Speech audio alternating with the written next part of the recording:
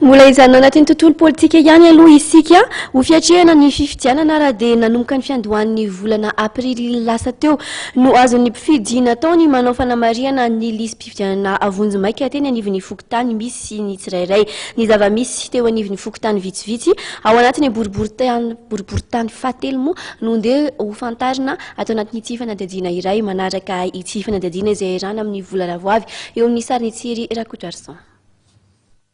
Ho an'ny teto amin'ny fokontany Ankorondrano Atsinanana dia navitrika ny olona tamin'ny fijerena sy fanaovana fanamariana ny listim-pifidianana Vonjimaika araka ny nambaran'ny tompon'andraikitry ny fokontany. Ahitana mponina 7,3 veto ary ny 9,4 no feno taona voasoratra ao anatin'ny listim-pifidianana Vonjimaika izay mitsinjara amin'ny birao fandatsaham-bato roa.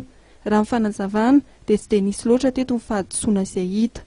Olona aloha mazoto mijery ary fa misy lesiko aloha dia aina le hoe misy ireo tsy voasoratra arepina alohan'le an'le visita mangarano mavomavo regny fa tsy sasany latsaka zany dia ao rehefa manisy na diso na daty naterahana na diso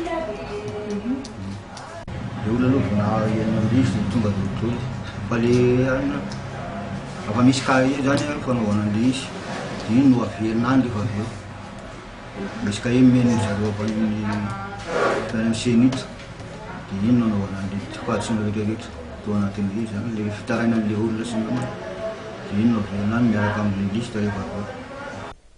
Ho an'ny fokontany Ankady Tapakavaratra izay anisan'ny fokontany kely mponina indrindra ao anatin'ny boriboritany fahatelo kosa dia eo amin'ny 9,900 ny tapa-avitrihan'ny olona nanao fanamariana listim-pifidianana Vonjimaika. Raha ny fanazavana dia nisy ny fanentanana manokana izay natao ary taorian'ny fanamariana natao mponina no nahitana fa betsaka ny fahadisoana izay hita tamin'ny listim-pifidianana. Anisan'ny mateti-pitranga ny fahadisoana amin'ny anaram-pifidy.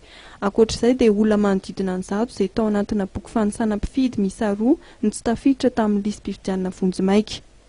Raha resaka fahavitriana aloha dia anisan'ny tena mazoto mihitsy teto aminay satria zareo indray raha no miteny hoe mba hitady kely an'le lista sy ihany zay izy jerin'ny anaranay. Raha azo lazaina zany dia atao eo amin'ny 95% eo angamba ny olona navitrika mihitsy nijery an'le lista satria be dia be zany le anarana zao ohatra zao rehetra zao misy anao kilo tsy tafiditra atao daholo. Ty zany zao ao anatin'ity zao misy 50 et 50 fois 2 zany 100 dia teo amin'ny 100 latsaka kely teo zany no tsy tafiditra ny anarany. Nataonay zany dia fanentanana satria nametaka fisy zay dia sady nampaneno lakilosy dia zay natonga an'le olona dia zay tsy tafiditra zany moa dia efa nisoratana tato zay no natonga an'zareo narisika nataty. Mpifidy 7,700 ny voasoratra tao anatin'ny listim-pifidianana Vonjimaika raha ho an'ny eto amin'ny fokontany Ankady Tapakavaratra raha toa ka manodidina ny 700 sy arivo ny mponina eto.